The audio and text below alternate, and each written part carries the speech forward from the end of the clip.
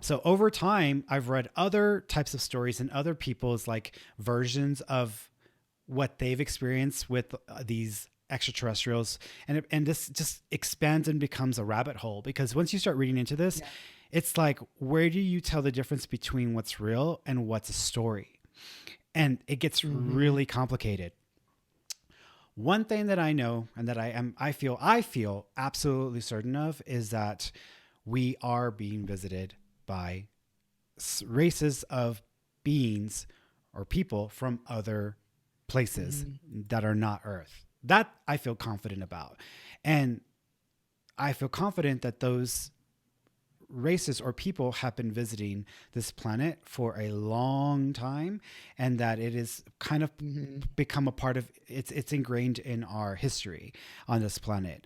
And if you watch if you watch shows like Ancient Aliens and all these other shows and series, they really go into depth about all of the different ideas and places where they could have had an influence or they could have affected the growth and the evolution of our people. But when I think about that, I'm like, well, if they're not supposed to engage with us or interact with us, it sounds like they've already done a lot of that. And there are old documents and files that apparently the U.S. had worked out an arrangement with a race of extraterrestrials who had, well, the story goes, this is a short story. We had been contacted, the U.S. military, the U.S. government had been contacted. This was, I think, when was this? This was before JFK. So this was before John F. Kennedy. So this is going to go back. I think Eisenhower would be the first one. Ike. Yeah, because he was Ike, right? Yeah, Ike was, yeah. That, and this takes us back to Roswell and takes us back to what happened here. By the way, that the supposed Roswell incident, y'all, did not happen in Roswell, New Mexico. It actually happened, I think, in Corona, New Mexico, which is just outside of Roswell. So it didn't actually happen in Roswell. How ironic. Yeah. So people they like, oh my God, Roswell. You go to Roswell. Roswell is like Beaumont. It's like flat. There's just a bunch of stores. It's a little bit, grungy. There's some places to see and maybe a UFO museum, but there aren't no mountains. There are no hills. It's completely flat. There's literally nothing there. You can drive through town like within 10 minutes. It's like that small. So there's just really not a lot to see there, in my opinion. Roswell. Oh my God. I could not wait to watch that show every week. Yeah. Oh yeah. And I never saw the original WB show, but I saw the newest series. The newest series is actually much closer to ideas around the Roswell incident, but the new series was taped here in Santa Fe. It didn't happen in Roswell because the scenery there is like nothing. So they shot it here in Santa Fe. So all the scenes that you see in Roswell was shot here in Santa Fe, and also in a little bit up north, about an hour or two up north as well. So apparently we had the whole thing that happened with Roswell, which was actually Corona, New Mexico. And there's a bunch of different stories about what happened there, but the consensus through a lot of different sources is that it was pilot error, that there was just either there was an electrical storm or there was some interference with the technology of the craft, and it interfered with the magnetic storm or with an electrical storm, and it crashed and it wrecked, and then the government got a hold of that, and then they started reverse engineering some of that. And there are a few people who have come forward over the years who have actually shared their story or talked about that. And so there's several documentaries that I would definitely suggest. So after that, we were apparently contacted. We were aware at that point. We were definitely aware.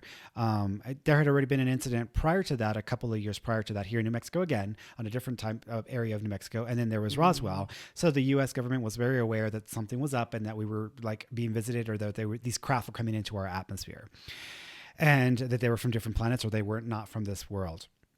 So then apparently our government got contacted by a race of extraterrestrials who I think they were called the Nordics. And they claimed that they were from a different planet. Some say it was a Pleiades, some say it was Andromeda, but that they wanted us to start demilitarizing and getting rid of our nuclear weapons, and that they would help us and give us technology. No, I'm sorry.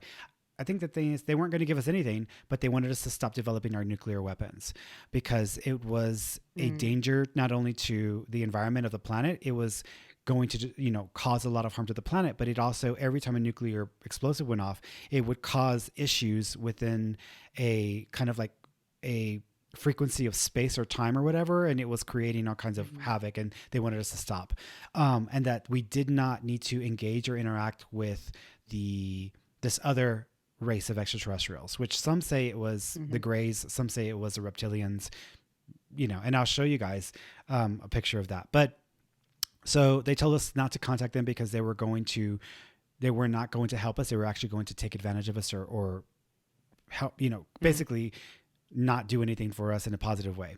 So of course we told them, well, we're not going to stop developing our crop, right? You got somebody. I know, just like, dude, you're way off. Okay, so you might be able to come on here. I was at Roswell, what have you. No, that's not what happened. Well, no, there's a lot of different stories. I'm not saying that this is the story. I'm saying that there's a lot of mixes.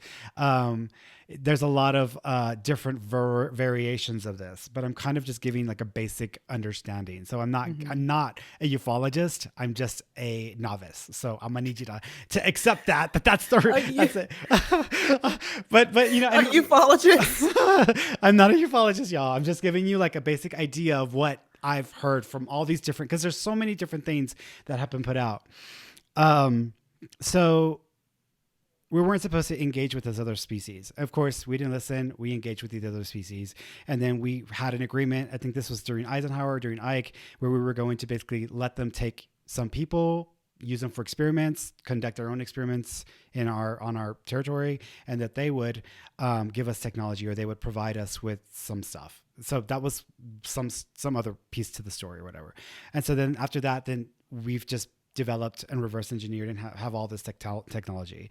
So there's so many different branches of this, and it's like a spider. It really is a rabbit hole, because when you start reading into it, this person says this thing, this person says this thing, this person says this thing. There are only few stories that are cohesive, that have enough people who are witnesses who can really pin it down. But you've got so many different variations of these stories that it's kind of, it's ridiculous, and you don't really know what to believe.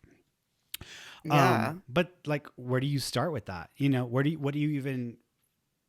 you even think that is real and what's not real?